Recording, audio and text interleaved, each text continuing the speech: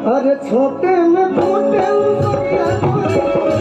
हर छोटे में खोटेलू सगिया गोरी। छोटे में खोटे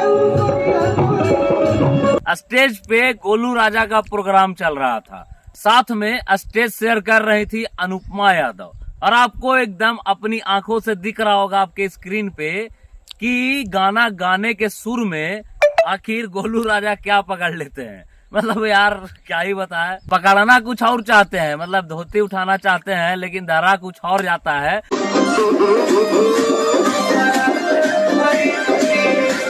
और गोलू राजा के मुंह पे जो ये मुस्कान दिख रहा है, ये इस चीज का संकेत है 100% कि हाँ वही पकड़ा गया है। कहा कि गोलू राजा को ये आभास हो जाता है कि हम गलती कर दिए यार स्टेज पे, और मुस्कुराने लगता है गोलू राजा। स्टेज पे ही इतना शर्मसार कांड कर देता है भाई, और पता भी नहीं चलता है इसको कि हम क्या कर दिए।